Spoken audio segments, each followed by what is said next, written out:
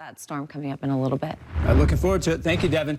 Starting today, the murder trial begins for a Utah mom accused of killing her husband and writing a children's book on grief. Corey Richens is facing charges of aggravated murder, attempted murder, insurance fraud, and forgery. She has pleaded not guilty. News specialist Shelby Lofton is covering this high-profile trial for us in Summit County. Opening arguments are set to begin at 8:30 this morning. I was here a few weeks ago for jury selection. That took less than 2 days. This long-awaited trial is expected to go 5 weeks. The Summit County mom was arrested nearly 3 years ago, accused of fatally poisoning her husband, Eric. He had 3 boys that he loved more than anything. He died from a fentanyl overdose in March 2022. Investigators believe Corey poisoned her husband that night and attempted to 1 month earlier. Before her arrest, she wrote and promoted a children's book about grieving. After her arrest, Corey was accused of taking out about $2 million in life insurance policies against her husband without him knowing. Corey has insisted she's innocent in statements and voice recordings shared through her attorneys. What I really didn't do is murder my husband. I could not and would not ever do that to Eric or anyone for that matter. Her team tried to move the trial to Salt Lake County. They argued extensive media coverage influenced too many prospective jurors in less populated Summit County, but the judge denied that request. Earlier this month, the judge told jury members not to read or watch anything about the case. Richens' attorneys shared this statement ahead of the trial, saying in part, quote, "What the public has been told bears little resemblance to the truth. Corey is a mother who wants to go home to her children. We are confident this jury will make that possible." Now, this trial is slated to go through March 27th, and the judge says each day will end at 5 p.m. You can expect updates coming out of this courtroom both online and on air on KSL. In Summit County, Shelby Lofton, KSL 5 News. All right, thank you, Shelby. And this morning, 2 minutes. An exclusive bird's eye view of avalanche conditions and a forecaster's take on why they're so dangerous. The legislature. It has been a tragic week in Utah's mountains here. 3 people are dead. Another 3 were injured out of a total of 5 avalanches to strike since Wednesday in Salt Lake and the Wasatch counties. This afternoon, Chopper 5 got an exclusive look at conditions on the slopes. And news specialist Andrew Adams showed that video to forecasters today. Andrew, what did they have to say?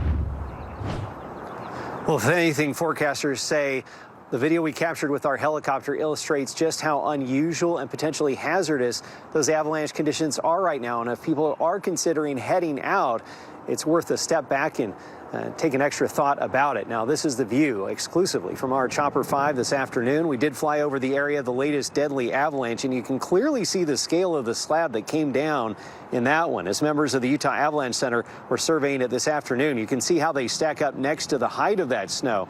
But we also toured areas of Big and Little Cottonwood Canyons. And what really struck avalanche forecaster Craig Gordon is how some of these avalanches are popping up in places where they wouldn't normally expect them. What's particularly unusual about our setup right now is that terrain that's treed and mid-elevation and is protected by the elements, by the wind, by the sun, that's actually where some of our most dangerous snowpack structure is. And we can see this natural avalanche right here.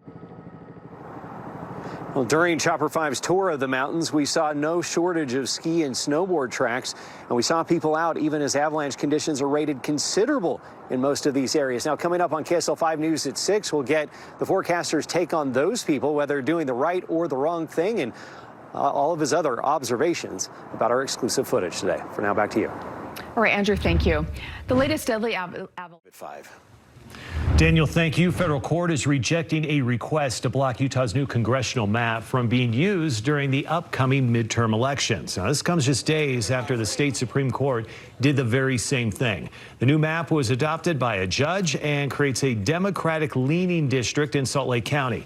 Multiple elected officials and voters sued Lieutenant Governor Deidre Henderson over using the new map in the upcoming election.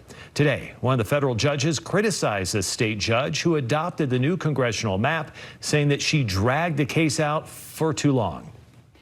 Best Friends Animal Society is gang violence breaks out. Plus, danger in the mountains after 3 deadly avalanches in less than a week. Protected by the elements, by the wind, by the sun. That's actually where some of our most dangerous snowpack structure is. And the latest in the fight around it, but respect the court's decision. This all comes as the Lieutenant Governor's office is certifying signatures in a repeal effort for Utah's anti-gerrymandering law, which is the center of these lawsuits. The signature gathering process wrapped up last week, and now the LG's office is verifying names to see if enough were gathered to get the law back on the state's ballot. As of this morning, more than 123,000 signatures have been certified. 141,000 are needed to get it on the ballot. There are a lot of moving parts that Third avalanche in less than a week, claiming a life today. This one near the location of another in the Snake Creek area just west of Midway. Today, Chopper 5 getting an exclusive bird's eye view of avalanche conditions out there. News specialist Andrew Adams went over that video with an expert today. Andrew, what do they have to say? Oh, he's a forecaster with the Utah Avalanche Center, and he knows these areas in Little and Big Cottonwood Canyons and in Wasatch County by heart, yet he still found the conditions to be surprising and concerning.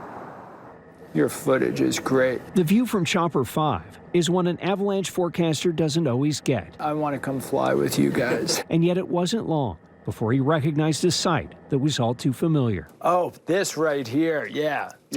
For Craig Gordon, it was a small detail. We can see shooting cracks. And yet he said it was a big indicator of the energy beneath the surface of some of these slopes where avalanches happen. This piece of snow wanted to pull that off the top of the ridge. Gordon says since the latest storm dumped feet of snow in the mountains, the avalanche hazard has shown up in areas where it hasn't been expected. Terrain that's treed and mid-elevation and is protected by the elements, by the wind, by the sun, that's actually where some of our most dangerous snowpack structure is. That danger, he says, showed in the latest deadly avalanche that came down in the Snake Creek area of Wasatch County. All this low-angle terrain would be a blast to ride in, but what we've got to remember is that's connected to steeper slopes just above us. KSL captured multiple people skiing and snowmobiling, even as avalanche danger was still rated considerable. I mean, these guys are doing it right. But this forecaster fears not everyone will know how to choose the correct slopes. Still, there's plenty out there that are waiting for a trigger like us to come along. And he says it's time to take a couple steps back